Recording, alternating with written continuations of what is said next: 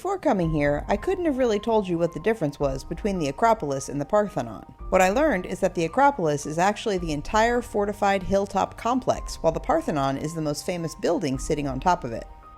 As we climbed toward the summit, the first major monument we encountered was the Theater of Dionysus. This is considered the birthplace of Western theater. More than 2,000 years ago, audiences gathered here to watch the plays of Sophocles, Euripides, and Aristophanes, and other famous playwrights whose works are still performed today. At its height, the theater could seat around 17,000 spectators. The word Acropolis literally means high city, and for more than 2,500 years, this rocky hill has been the spiritual and symbolic heart of Athens. Continuing uphill, we arrived at the monumental gateway to the Acropolis known as the Propylaea. Before entering, we happened to witness a ceremonial procession making its way through the site. The men in white uniforms with rifles and pom-pom shoes are known as Evzons, the presidential guard of Greece. Their distinctive uniform is inspired by fighters from the Greek War of Independence, and their carefully choreographed marching is one of Greece's most famous traditions.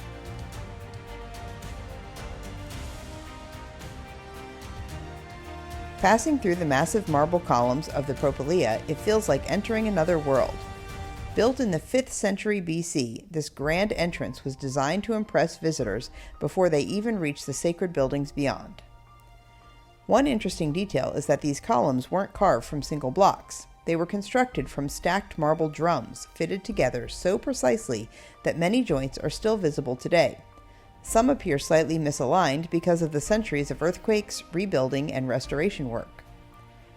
As we emerged on the other side, we caught our first glimpse of the Parthenon, but before heading there, we stopped at one of the most fascinating structures on the Acropolis, the Erechtheion. Unlike the symmetrical Parthenon, the Erechtheion was built on uneven ground and honored several sacred sites connected to Athens mythology. Its most famous feature is the Porch of Caryatids, where 6 sculpted women serve as columns supporting the roof. These elegant figures are called Caryatids, and the originals are now protected in museums, while the statues here are replicas. Nearby is the sacred olive tree associated with the goddess Athena. According to Greek mythology, Athena and Poseidon competed to become patron deity of Athens. Poseidon struck the ground with his trident and produced a saltwater spring, while Athena offered an olive tree, symbolizing peace, prosperity, and wisdom. The Athenians chose Athena's gift, and the city was named in her honor.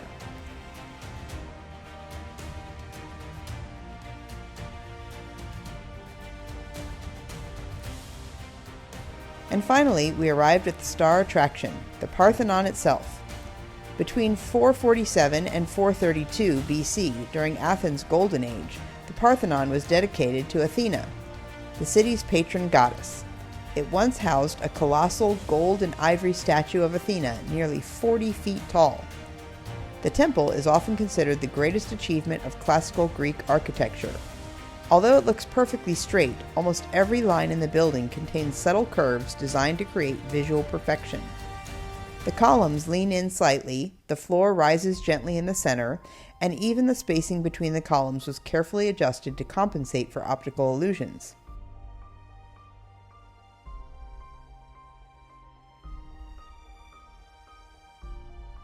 As I zoom in on the corner of the roof, you can still see parts of the sculptural decoration that once covered the temple. The pediments originally depicted scenes from Greek mythology, while a continuous frieze around the building celebrated religious processions and civic life in ancient Athens.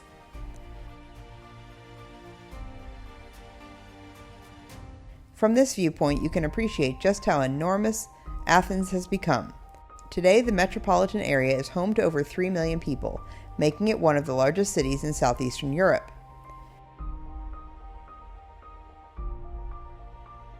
Yet despite all the modern developments surrounding us, this hill remains the city's symbolic center. Nearby stands the Temple of Rome and Augustus, built after Greece became part of the Roman Empire. The inscriptions along its base honor Emperor Augustus and the goddess Roma, reflecting Athens' adaptation to Roman rule while still celebrating its Greek heritage. Notice the decorative capitals at the tops of the columns. This style is known as Corinthian, decorated with carved acanthus leaves that became enormously popular throughout the Roman world. You'll also notice extensive scaffolding surrounding parts of the Parthenon. Restoration work has been ongoing for decades, carefully repairing damage caused by wars, pollution, earthquakes, and even an explosion in 1687 when stored gunpowder detonated inside the temple during a Venetian siege. As we headed back toward the Propylaea, we were grateful we had arrived early. The crowds were growing rapidly and the narrow pathways were becoming much busier. Just beyond sits the Temple of Athena Nike, a small but elegant temple dedicated to Athena in her role as a goddess of victory. Athenians would have prayed here for success in battle and protection for the city. From here, we could also see the Areopagus, Mars Hill, where we had stood yesterday, looking up at all of this from below. Leaving through the western fortification walls, we began our descent back down the Acropolis slopes. Near the Theater of Dionysus are the remains of the ancient bronze-working workshops where craftsmen produced statues, tools, and religious objects for the city. We passed active archaeological excavations, still uncovering pieces of Athens' past, along with countless marble column fragments and inscribed stones. Many contain ancient Greek inscriptions recording decrees, dedications, and public records from more than 2 millennia ago. Next came the remains of the sanctuary of Asclepius, dedicated to the Greek god of healing.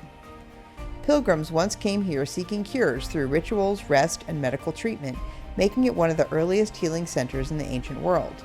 Nearby are the remains of a Roman stoa, a long covered walkway used for commerce, meetings, and shelter,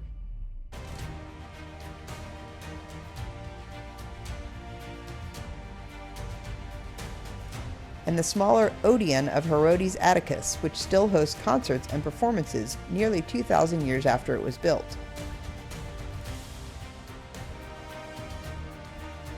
We passed statues, ancient walls, and protective shelters, preserving fragments of giant sculptures, architectural decorations, and column sections recovered from the site. Continuing down, we passed the small churches and ruins that reminded visitors the Acropolis remained important long after the ancient Greeks were gone. The area around the Clepsydra Spring contains one of Athens' oldest water sources, used continuously since antiquity. Nearby stands the Church of St. Nicholas, one of several Christian monuments that became part of the Acropolis landscape during the Byzantine and Ottoman periods. A fitting reminder that this hill has witnessed Greek, Roman, Byzantine, Ottoman, and modern Greek history, all layered together in one place. Finally, we exited the site past a group of men dressed as Roman soldiers. After spending the morning walking through the more than 2,500 years of history, it's easy to understand why the Acropolis remains one of the most important archaeological sites on Earth.